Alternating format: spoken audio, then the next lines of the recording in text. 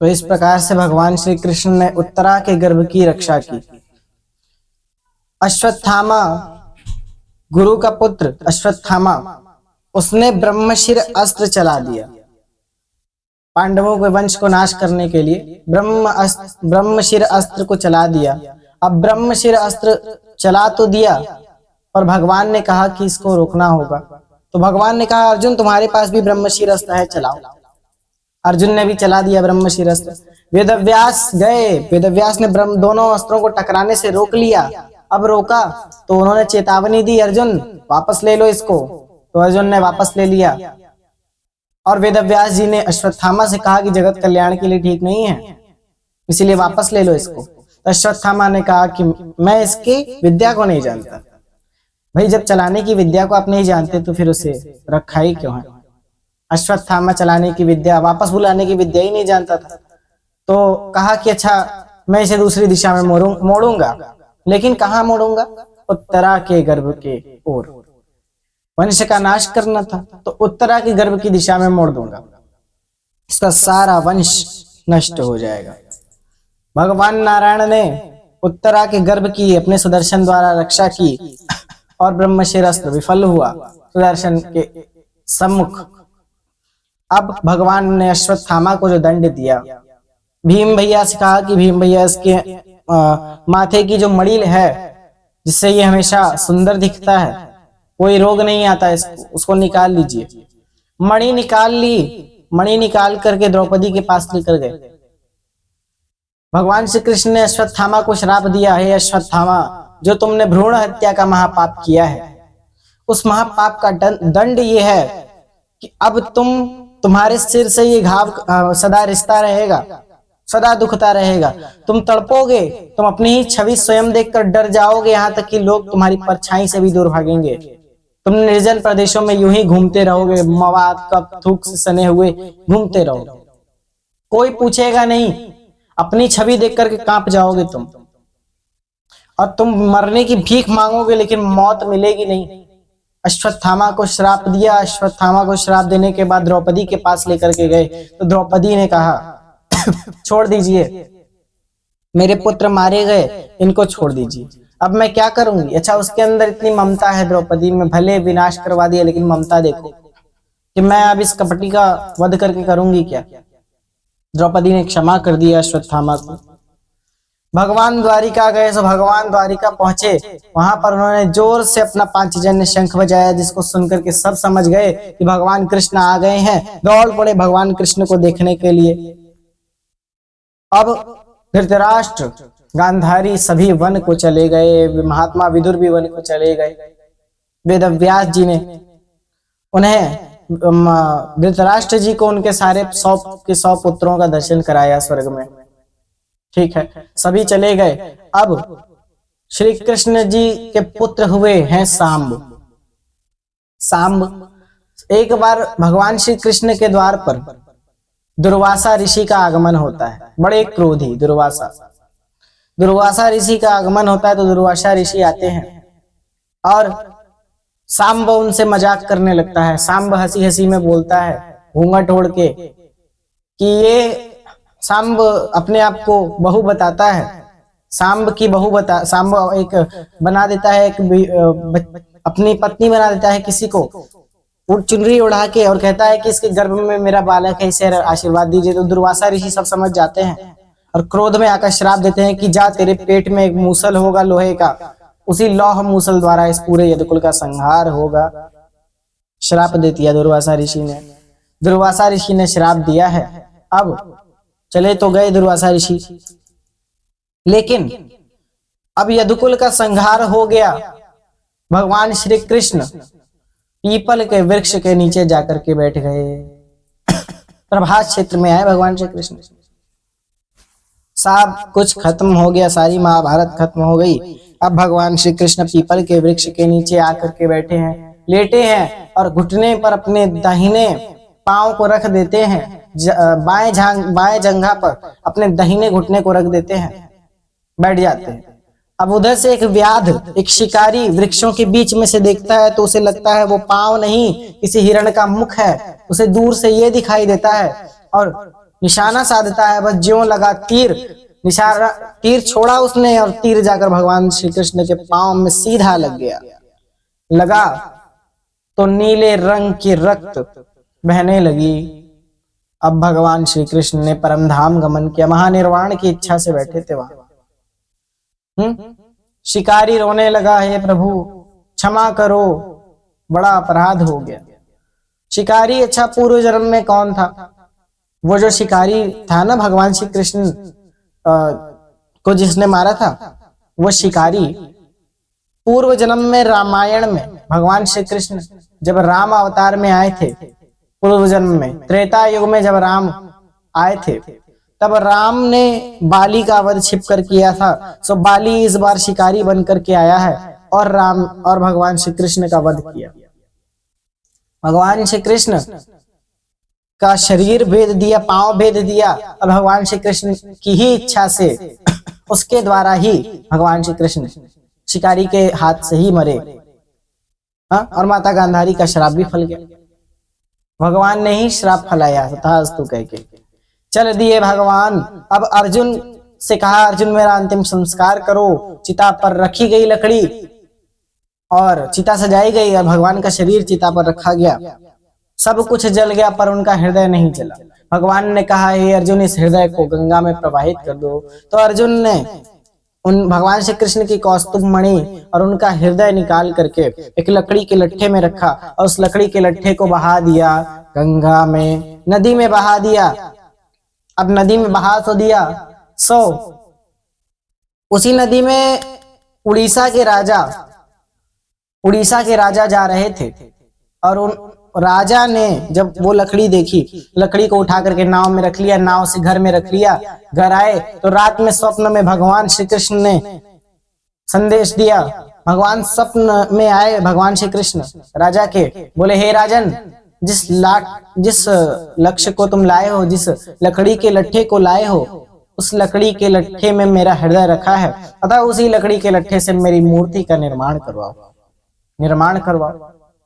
सुबह सभा बुलाई गई। राजा ने कहा, आप कौन है जो मूर्ति बनाएगा? कुशल बढ़ई होना चाहिए। विश्वकर्मा आ गए बढ़ई का रूप लेकर के।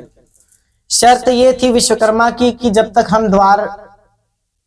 हम बना न लें, जब तक खुद से द्वार न खोलें, हम जब तक मूर्ति पूरी ना हो जाए तब तक कोई द्वार ना खोलेगा। जब तक हम द्वार न खोलने की आज्ञा दें तब तक कोई द्वार न खोले। हाँ, तो राजा ने कहा, ठीक है, द्वार नहीं खुलेगा जब तक आपकी मूर्ति पूरी नहीं हो जाती। अब बंद हो गया कमरा, विश्वकर्मा और वो मूर्ति, वो लकड़ी संग में रखे हुए। कई दिन बीत गए। जब राजा को लगा कि अरे कहीं मरवर तो नहीं न गए बिना खाए पिए। अब वो उनको क्या पता कि देवशिल्पी विश्वकर्मा है। तो देवशिल्पी विश्वकर्मा बनाने तो लगे।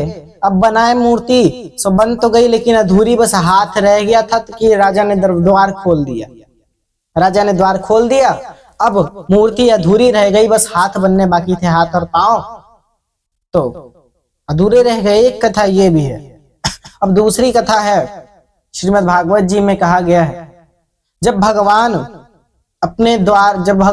वृंदावन वापस आए, श्री कृष्ण भगवान जब वृंदावन आए थे, तब गोपियों ने माता यशोदा से कहा कि माता यशोदा हमें भगवान श्री कृष्ण के बाल लीलाओं का चरित्र सुनाइए। तो यशोदा माता ने कहा कि मैं ना सुना पाऊंगी, जा उनसे समझ ले, रोहिणी से। तो रोहिणी से कहा गया कथा सुनाने को। तो रोहिणी माता ने इतनी भावमयी कथा सुनाई, इतनी भक्तिमयी कथा सुनाई कि उनको देख करके सभी के आंखों में आंसू आ गए। और भगवान श्री कृष्ण द्वार पे खड़े थे, द्वार से बाहर से ही सुन रहे थे। सुभद्रा बाहर थी, सुभद्रा भी सुन रही थी, बलराम भी सुन रहे थे। भगवान श्री कृष्ण इतने भाव विभोर हो गए उस कथा को सुनते हुए, इतना सुंदर वर्णन उनकी प्रेम लीला का, उनके विरह का, कि उनके हाथ और पांव गलने लगे। और भगवान श्री कृष्ण के हाथ और पांव जब गले, तब नारद जी ने पूछा, क्यों भगवान आप ऐसे क्यों रूप बनाए? तो भगवान ने कहा कि मैं इतना भाव विभोर हो रहा हूं इस कथा को सुन के। सुभद्रा जी ने कहा, ठीक है, आप नहीं हाथ पांव रखेंगी तो हम भी हाथ पांव नहीं रखेंगी। बलराम जी ने भी हाथ पांव नहीं रखे, हाथ ऐसे गल गए, पांव गल गए। उसी दिन से जगन्नाथ भगवान का वह स्वरूप, वह श्री विग्रह ही आज जगन्नाथपुरी में उड़ीसा के मंदिर में रखा हुआ है। सुंदर विग्रह, कभी जाइएगा उस श्री मूर्ति का दर्शन करने तो भगवान श्री कृष्ण का दर्शन अवश्य कीजिए। वह भगवान का परम धाम है, भगवान का ही अपना लोक है, वहां भगवान आज भी निवास करते हैं। एक बार नारद जी जब भूलोक पर आए थे तब भगवान से नारद जी ने कहा, हे प्रभु, आजकल देख रहा हूं कि सब जगह राधे राधे राधे राधे ही गाया जा रहा है। हाँ, हर जगह राधे राधे राधे राधे, ये क्या बात है? आपकी पत्नियां, अन्य पत्नियां भी तो आपसे प्रेम करती हैं, रुक्मणी, सत्यभामा, जाम्बवती आदि सभी, फिर ये राधा राधा क्यों? केवल राधा राधा। इतना सुनते ही भगवान सिंहासन से धड़ाम से नीचे गिर पड़े, बोले, हे नारद, बड़ी जोर की सिर में दर्द हो रहा है। भगवान के शीश में दर्द होने लगा। तब भगवान ने कहा कि सुनो नारद, जाओ और हमारे जो सबसे प्रेमी पत्नी है, जो हमारी सबसे प्रेमी भक्त है, जो पुजारन है, सबसे ज्यादा मुझसे प्रेम करती है, जाओ उसके चरणों का रज लेकर के मेरे माथे पे मल दो, मैं तुरंत ठीक हो जाऊंगा। भगवान श्री कृष्ण ऐसा जब कहा तब नारद जी ने सुना तो नारद जी तुरंत दौड़ पड़े, गए रुक्मणी जी के पास। अब रुक्मणी जी के पास गए, रुक्मणी जी जैसे ही धूल लेना चाहिए ना, राम राम, नरक भेजेंगे क्या आप मुझे? ये भगवान, मेरे चरणों की धूल भगवान के सिर पर ना, नरक नहीं जाना है। अब सत्यभामा जी के पास गए, सत्यभामा जी का भी वही हाल, जाम्बवती जी का भी वही हाल, सबका वही हाल। पूरे त्रिलोक में कोई मिले ना तो राधा जी के पास अंत में गए तो राधा रानी ने डांटा कि इतनी देर हो गई, अभी तक दूसरी पत्नियों के पास फिर रहे थे नारद, हमारे पास आना चाहिए था। हमारे कन्हैया को इतनी दर्द, इतनी पीड़ा सहनी पड़ी, हमारे कन्हैया ले जाओ, तुरंत मेरे चरणों की धूल ले जाओ। उस कन्हैया की पीड़ा दूर करने के लिए मुझे एक बार ही क्या 1000 बार नरक जाना पड़े तो भी स्वीकार है, कोई दिक्कत नहीं है, हम जाएंगे। कन्हैया की पीड़ा दूर हो जानी चाहिए, हम जाएंगे नरक, बस कन्हैया की पीड़ा दूर हो जाए। तो भगवान के पास जब नारद जी आए, जब माथे पर मला, तब भगवान कुछ शांत हुए। भगवान ने कहा, आप समझे नारद? भगवान ने कहा, वाह प्रभु, नाटक कोई खेले तो आपके जैसा, निर्देशक हो तो आपके जैसा है, कलाकार कोई भगवान के जैसा है नहीं हो सकता। नाट्यकार, इतने बड़े नाटककार भगवान है, नाटक करते करते ही तो भगवान ही सबसे बड़े नाटककार है। अर्जुन द्वारा, अब यहाँ पर अर्जुन के द्वारा भगवान का अंत्येष्टि संस्कार हो गया। युधिष्ठिर को अपशगुन मिलने लगा। युधिष्ठिर के पास जब अर्जुन आए, अर्जुन रोते हुए, भैया श्री कृष्ण ने मुझे धोखा दिया है, चले गए हैं वो हम सबको छोड़ करके। द्रौपदी रोने लगी, सब लोग रोने लगे भगवान के विरह में। युधिष्ठिर ने कहा, अब बचा ही क्या है, हमें भी चलना चाहिए। युधिष्ठिर और अन्य पांडवों ने भी महाप्रस्थान किया, हिमालय पर चले गए। पांडव भी हिमालय पर चले गए, द्रौपदी का भी देहावसान हो गया। भगवान श्री कृष्ण ने जाते जाते कलयुग के गुणों का वर्णन माता रुक्मिणी से किया था। कलयुग के गुणों का वर्णन, कलयुग कैसा होगा, मात्र 20 वर्ष की आयु होगी कलयुग में, घोर कलयुग। जब कलयुग का अंतिम चरण, जब कलयुग चरम पर होगा, तब उस समय केवल 20 वर्ष मनुष्य की आयु रह जाएगी। गौ माता दूध देना बंद कर देंगी, भूमि बंजर हो जाएगी, भूमि सूखने लगेगी, सब जगह अराजकता फैल जाएगी, भक्ति थोड़ी बहुत भी नहीं दिखेगी। कहीं एक आध साधु संत बचे हों, महात्मा बचे होंगे तो होंगे, धर्म केवल मुट्ठी भर रह जाएगा धर्म, बाकी पाप बहुत होगा। और कलयुग के अंत में जब भगवान विष्णु यश ब्राह्मण के घर पे जन्म लेंगे, विष्णु यश नामक ब्राह्मण के घर पे, तब भगवान का कल्कि अवतार देखना कितना बड़ा मनोहर होगा। उस समय परशुराम आदि 8 चिरंजीवी भगवान के साथ होंगे, भगवान के साथ हनुमान, परशुराम आदि युद्ध करेंगे, भगवान के साथ में चलेंगे, उन्हें प्रशिक्षण देंगे, कलयुग का दमन करेंगे भगवान। अब जब कलयुग आया, कलयुग के कुछ पहले की बात है, द्वापर बीता, सो उसी के थोड़ी सी बाद की बात है कि जब चैतन्य महाप्रभु का अवतार हुआ है, राधा और श्री कृष्ण का सम्मिलित अवतार चैतन्य महाप्रभु का अवतार है। चैतन्य महाप्रभु, उनकी कथा बड़ी मनोहर है। चैतन्य महाप्रभु, चैतन्य, अब वो सदा भगवान की भक्ति किया करते थे बाल्यकाल से ही। श्री कृष्ण शरणं नानवाचि प्रेरणां करोमि मम भारगीतं दयक्षप्रीतं पद्मपादे समर्पयामि। राधे कृष्ण राधे कृष्ण राधे कृष्ण कृष्ण राधे कृष्ण राधे कृष्ण राधे राधे कृष्ण कृष्ण। भगवान का स्मरण किया करते थे। चैतन्य महाप्रभु जब गए तब भगवान का दर्शन हुआ, उन्होंने भगवान ने स्वप्न में दिया। अब चैतन्य महाप्रभु भगवान के दर्शन को निकल गए, दर्शन हुए नहीं। यात्रा पर, बड़ी लंबी यात्रा भी थी, कुछ समय कहीं रुके, प्रतीक्षा की भगवान की। तब भगवान ने स्वप्न में ही आकर कहा, चैतन्य जी आपको हमारे दर्शन पुरी में होंगे, उड़ीसा में, हम वहीं जा रहे हैं, आप वहीं हमारे साथ आइएगा, आप वहीं हमारे दर्शन को आ जाइएगा, हम वहीं आपको मिलेंगे। चैतन्य महाप्रभु उड़ीसा निकल गए। उड़ीसा में जाते जाते उन्होंने कई उपदेश दिए, कईयों का उद्धार किया, सबका उद्धार करते हुए उड़ीसा पहुंचे। उड़ीसा में जब भगवान जगन्नाथ के श्री मंदिर के बाहर जब खड़े हुए, तब भगवान का दर्शन करने के लिए उनकी आंखों में आंसू आ गए, तड़प हो गई। और जब गर्भगृह पर गए जैसे ही, तब वहां गर्भगृह में खड़े सैनिकों ने उन्हें रोक दिया। कहा, नहीं, हे ये कैसा वेश बनाए रखे हो, मलिन वेश। रोक दिया। तो चैतन्य महाप्रभु ने हटाया, उन दोनों को धकेल दिया बाहर। गए अंदर, भगवान श्री कृष्ण ने उन्हें अपने में लीन कर लिया। भगवान श्री कृष्ण में समा गए दो प्रेमी। भगवान श्री कृष्ण में चैतन्य महाप्रभु समा गए। इस प्रकार से एक हो गए भक्त और भगवान, एक हो गए। चैतन्य महाप्रभु पर कृपा हो गई। राजा परीक्षित को सुखदेव जी ने पूरी कथा सुनाई, भगवान की लीलाओं का वर्णन किया। परीक्षित जी ने कहा कि आपने तो सुदामा और भगवान श्री कृष्ण के लीलाओं का वर्णन तो किया ही नहीं, उसे कीजिए। तो सुदामा और श्री कृष्ण की लीलाओं का यहाँ बड़ा मधुर वर्णन करते हैं भगवान श्री कृष्ण का। सुखदेव जी महाराज की कैसे उन दोनों का मिलन होता है।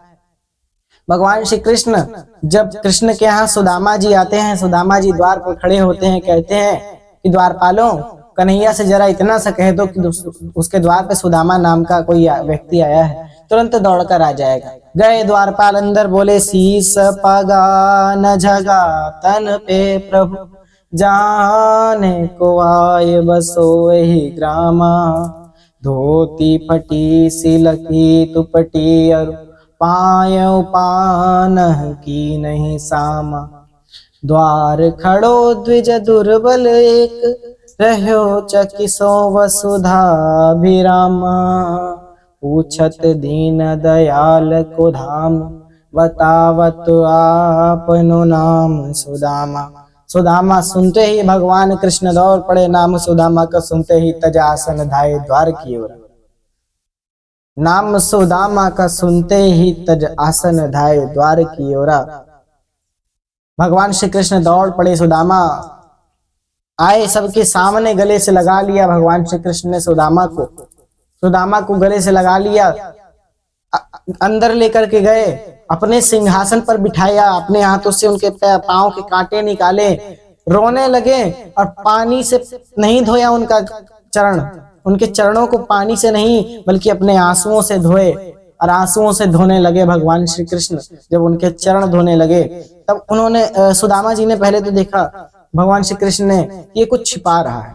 क्या छिपा रहा है? अब सुदामा जी ने एक पोटली छिपा रखी थी, उसे छीन कर भगवान श्री कृष्ण ने खोल के देखा तो उसमें चावल थे। बोले, आह भाभी की ऐसी सुंदर भेंट तुमने अब तक छिपा क्यों रखी थी? दे देना चाहिए था। ठीक है, कोई बात नहीं।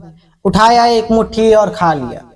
एक मुट्ठी में पूरा धन धान्य वैभव सब कुछ दे दिया सुदामा जी को। दूसरी मुट्ठी उठाई, स्वर्ग दे दिया, सब कुछ दे दिया।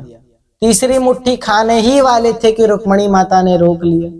हे नाथ, सब कुछ आप ही खा लोगे क्या? हमारे लिए भी थोड़ा प्रसाद छोड़िए। हाँ, असल में बात ये थी कि भगवान सब कुछ उन्हीं को दे देंगे तो इनके पास फिर क्या रह जाएगा। हाँ, त्रिभुवनपति कौन रह जाएगा। रोक लिया माता लक्ष्मी ने। सुदामा जी कुछ दिन द्वारिका में रहे, फिर सुदामा जी को भगवान श्री कृष्ण ने विदा किया। अब जब कथा पूरी हुई, वेदव्यास जी सुखदेव जी ने सुनाई पूरी कथा, परीक्षित जी को मोह भंग करने की भी कथा सुनाई। और सुखदेव जी का उन्होंने किसी प्रकार से कथाओं के माध्यम से मोह भंग किया। सुखदेव जी ने परीक्षित का मोह भंग कर दिया, अपने शरीर के प्रति ममता को भंग कर दिया। तक्षक नाग आया, तक्षक नाग को रोका गया, लेकिन तक्षक नाग रुका नहीं। सो एक ब्राह्मण का वेश बना करके तक्षक नाग परीक्षित के पास जाकर बैठ गया। फिर धीरे से नाग का रूप लेकर के उनके चरणों में डस लिया, काट लिया। परीक्षित की मृत्यु हो गई। अब ज्यों मृत्यु हुई, आत्मा निकल करके कई विमान आए, उन विमानों में बैठ करके सुखदेव जी के संग में परीक्षित भी विमान में बैठ करके भगवान के परम धाम को चले गए। इसी प्रकार से भगवान श्री कृष्ण के धाम को चले जाते हैं राजा परीक्षित। राजा परीक्षित परम धाम को चले गए। जन्मेजय ने जो परीक्षित का पुत्र था, तक्षक नाग के काटने पर मारे गए थे परीक्षित, तो उसी के क्रोध में आकर के जन्मेजय ने नाग यज्ञ किया। एक नाग यज्ञ किया, विशाल नाग यज्ञ। उन नागों के यज्ञ में सब नागों का संहार होता गया, सारे नागों का संहार होता गया। कुछ नाग कृपा करके बच गए, कुछ भगवान की कृपा से कुछ नाग बच गए, बच तो गए। अब जन्मेजय का नाग यज्ञ समाप्त हुआ, रुक गया। बीच में ही वेदव्यास जी ने कथा लिखी महाभारत की कथा लिखने पर भी जब उन्हें संतुष्ट नहीं हुई, तब नारद जी ने उन्हें सुझाव दिया श्रीमद् भागवत ग्रंथ की रचना करने के लिए। जब महाभारत की रचना कर रहे थे वेदव्यास जी, तब लिखने के लिए कोई योग्य चाहिए था लेखक। तो कौन हो त्रिलोक में सबसे सुंदर लेखक भगवान श्री गणेश है। तो चले गणेश जी के पास हिमालय कैलाश पर गए, गणेश जी को मांगे तो भगवान महादेव ने कहा कि हमें कोई आपत्ति नहीं, गणेश से पूछ लीजिए। गणेश जी से पूछा गया, बोले ठीक है। गणेश जी की शर्त ये थी कि हम बिना रुके लिखेंगे, आपको बिना रुके बोलना होगा, आपको बिना रुके बोलना होगा, तब हम लिखेंगे। वेदव्यास जी ने कहा ठीक है, हम बिना रुके बोलेंगे, लेकिन हाँ आपको बिना रुके लिखना होगा। हो गई बात, साझा हो गई, दोनों एक दूसरे के बात में समझ गए।